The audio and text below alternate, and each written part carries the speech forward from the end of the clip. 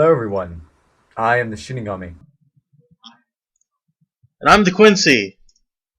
and today we are reviewing Bleach Chapter 538. Standing on the edge. Out of the ops. Yep, we're finally out of the ops, and we're back into regular Bleach. So, let's start off. This chapter starts off pretty much exactly where we left off. Ichigo has just walked away from his dad, and Ishin decides to be, a smartass. He says, "How are you going to get there?"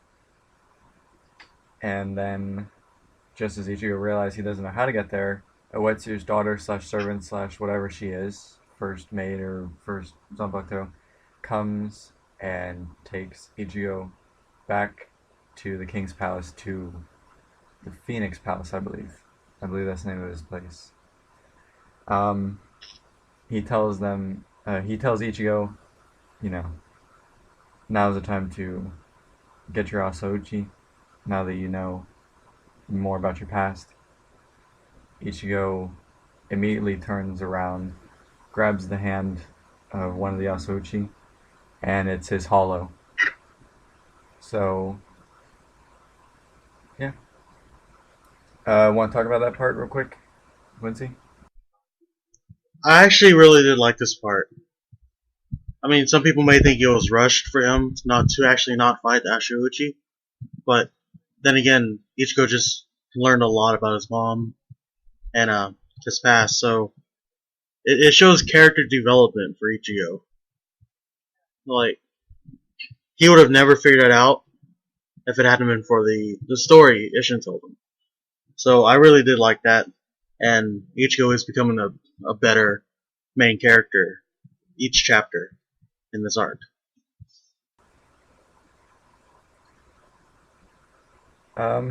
Yeah, I really like this part too. Now I'm wondering if this means that Ichigo has pretty much decided that he's a hollow. I mean, the fact that his Asauchi took that form, but I guess it's something later to see. But I did like how he's already knowing what he's gonna do. It's like, bam, I'm ready to get stronger. My resolve is hard as steel, or whatever. Like you said, showing a lot of character development. Next scene is we go over to Squad 10 barracks, and we see some guy training uh, other Soul Reapers how to fight with their Zanpakutos. And then Hitsugaya comes in, and he says, "Now that I've lost my Bankai, I'm nothing more than a foot soldier," basically. I'm paraphrasing. And that he wants to start from the beginning and relearn everything, how to fight with his sword and everything. I guess I'll go first on that part. I like this part a lot, showing that Hitsugai is not afraid to, you know, he's not above anybody else now that he's lost his Bankai. Although I do feel like it sort of did get to his head for a second. But, now that he's realized he's lost everything, it's like, oh, okay, now I'm at the bottom again. So, but this part was a little bit rushed. It could have been a little bit slower. But I guess at the same time, it's really all we needed, so.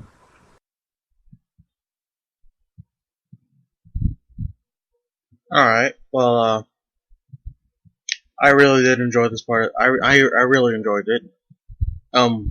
We learned that after the Aizen incident, Toshiro spent his entire time training his Bankai.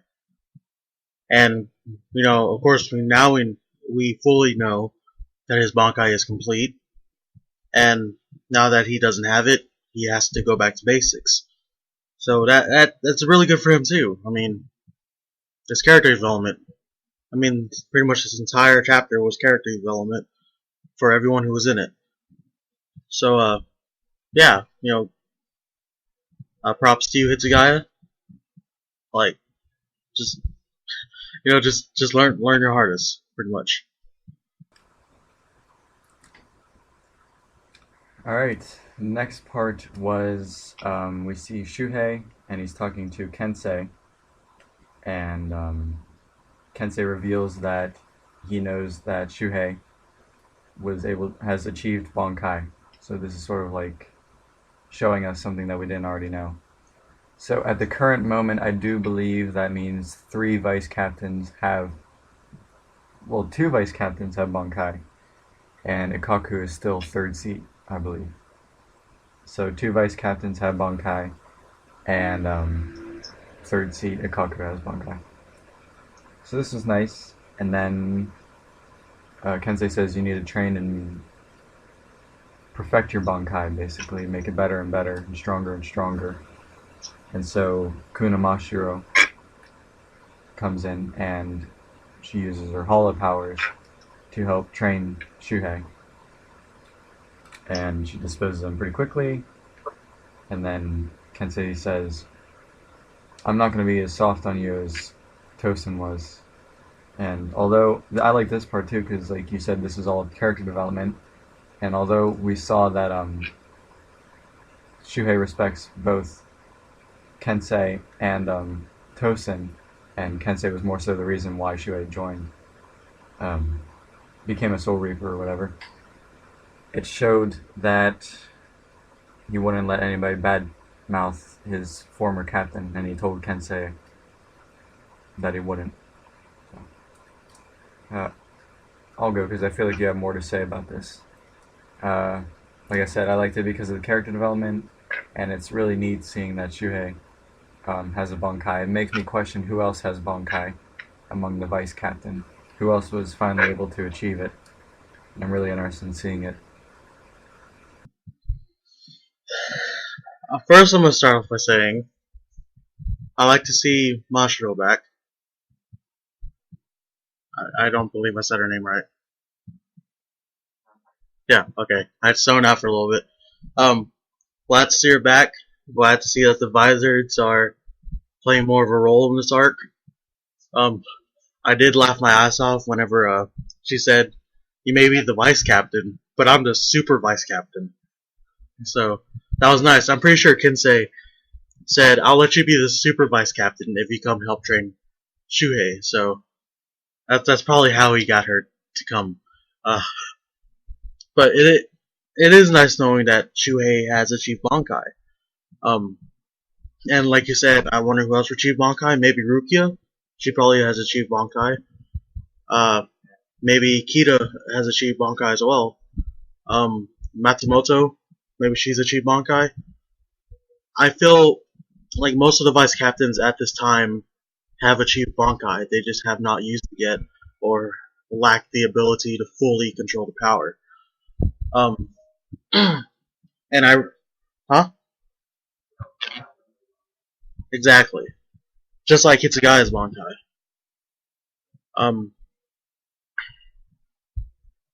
I really did enjoy the part where, Shuhei said, "I'm not gonna let you badmouth Tosin." And even though Tosin betrayed Soul Society and died by Shuhei's hand and Aizen's hand, it shows a lot of character development for Shuhei because he still cares for his former captain that much, where he won't allow his role model to badmouth him. So that's good because Captain Tosin taught Shuhei about fear and to just accept fear and everything will be fine. So I enjoy that. I love that part, actually. I think that was the best part of the chapter. Alright. And then there's basically one final part, which is we see Tetsuzaimon Iwa. I don't know if I'm pronouncing his name fully correctly, but I believe that is his name. He is training, and by the looks of it, he's just destroyed something really big, like a mountain or something. Or maybe there's a cave entrance. I don't know. But he points out that Sajin Kamamura has been gone a while, and he's in the cave. So we go inside the cave and find Sajin is talking to his Ojiji-sama, which looks like a giant dog slash wolf slash fox combination. And I don't mean it's big like, oh, it's a bit bigger than him. I mean like he's a dwarf compared to it. It's a huge thing. And I'm not My Japanese isn't perfect, but I believe Ojisama is it's either grandfather or dad, and he said Ojiji sama, which I'm guessing means great. So it's either just grandfather or it's great grandfather. I don't know. It's one of the two. But I'll go again. I like this part, but as for right now, I don't see why it's included. Like, I mean, I know it shows um, more about his character. Like, oh, he has a family member or whatever who's still alive. And I'm sure we'll find out more about him next week. But as for right now in this moment, I don't see the point of it yet. I don't know if it's the best place to leave off on the end of the chapter. I don't know. So, yeah, the part was good. What do you think? Oh, I really didn't like this part. Um, it is nice to see that Kubo is given other captains more screen time and backstory. But when I saw that dog, all I could think about was Clifford the Big Red Dog. Um, I'm not sure if I'm the only one that thought that, but that's exactly what I saw. If you did, if you look closely, you can see that his left ear is cut off and he has a huge slash or scar on his head. So I'm thinking that's like either, like you said, his grandpa or great grandpa. Maybe that's also his master, and he's there to learn some new special techniques and in order to like compensate for not having his Bankai. But I really didn't like this part. Uh, but it was good for the chapter. But personally, I didn't like it. I had some, now that I think about it. Sajin Kamamura served Captain Yamamoto because of a debt that he felt needed to be paid to him. And I remember he said something about he rescued him in some way. I can't remember if that way was stated or not, but maybe it has something to do with this grandfather. Maybe that's what we'll find out. Maybe he was rescued from him whenever he was a pup. I don't know. So we'll find out. Should we move on to the basic fact? Yes, sir. Alright. Badassness for this chapter, what do you think? I'll have to go to 4. It wasn't really badass for me. Yeah. I'd have to say about the same, about a 3 or a 4. Attention level, how much attention were you paying to the chapter? Well, this was a really long chapter to get released. Yeah. So I was for sure going to pay attention to detail on this. Yeah. About a 6 or 7 on it. Yeah. I'd say I was about 7.5. Like you said, it took forever, and by the time it came out, I was like, oh, let's read it. How satisfied were you with the chapter? I would say about a 7.5, maybe 8. Okay. Because we learn a lot of new stuff and character development. Character development's always good. Yeah. Yeah, I really liked it for showing Soul Society was training, character development, and we learned a lot of stuff. So satisfied, I would have to say about 8.5 or 9. How interested were you in this chapter? Or how interesting was this chapter? I would say about a 7. Yeah. Just overall, 7. Yeah. It's more of an information thing, so if you don't like information. But interesting, probably about a 6 or 7. How comedic was this chapter? How funny? No, just I was laughing from Ishin's part at the beginning, and then the super vice captain part. I would say about a 6.5, 7 on this. Okay. Just from those 2 parts, I was laughing really hard on those. Okay. I'd have to say a 4 for me.